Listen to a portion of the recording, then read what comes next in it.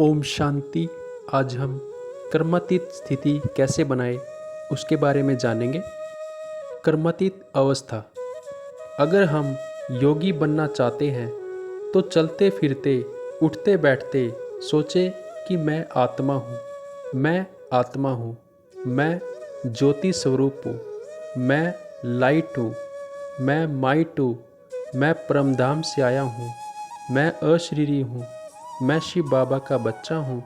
यह संकल्प चलाते रहें तब योग लगना संभव है।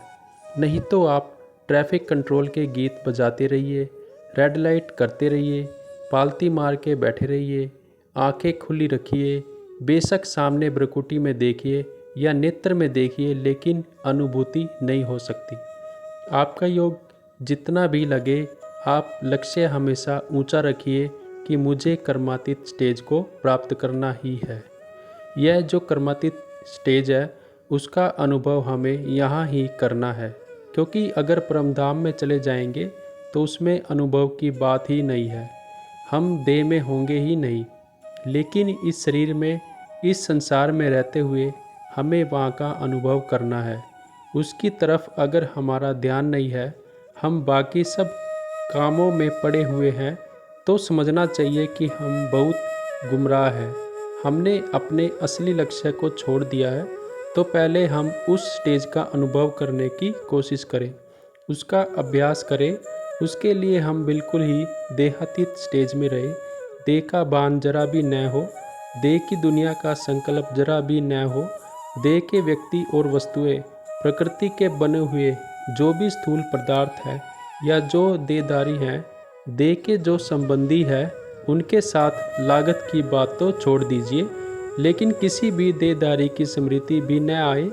जैसे परमधाम में जब आत्मा होती है तो इस प्रकृति की दुनिया से पार होती है, तो वह जो निराकारी दुनिया है, उस गोल्डन रेड लाइट में एक मैं, एक शिव बाबा, तीसरा कोई नहीं है। वह जो मेरी स्थिति है, उस स्थिति पर मैं टिकूं और उसका अनुभव करूं। यह है कर्मातीत स्टेज का पहला पहलू।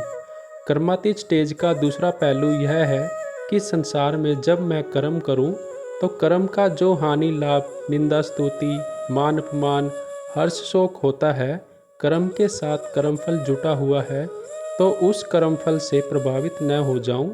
संसार में कर्म करते हुए भी कर्मयोगी रहूं, किसी भी बात से प्रभावित न हो जाऊं। साक्षी दृष्टा होकर, उपरामचित होकर, इस सांसारित होकर देखता रहूं। उस स्थिति में मान अपमान आदि का कुछ भी असर न हो। तीसरा पहलू है कि जो कर्म हम करते हैं उसमें यही भान रहे कि शिव बाबा हमसे करा रहे हैं। हमने तो यह शरीर और कर्मेंद्रिया उसको दे दी है। अब इस गाड़ी का ड्राइवर, चलाने वाला, इसको काम में लगाने वाला वह है। हम साधन हैं, निमित्त मात्र है। इससे कार्य लेने वाला वह है जिसके प्रति हमने समर्पित कर दिया है। इसमें बहुत मेहनत चाहिए, चिरकालीन अभ्यास चाहिए, तब जाकर यह स्थिति बनती है। ऐसे नहीं बनती है। यह तीनों अभ्यास जब इकट्ठे चले तब वह जो निराकारी स्थिति है, बीज रूप स्थिति है, बिंदु रूप स्थिति है, उसका अनुभव हो सकेगा। ओम शांति।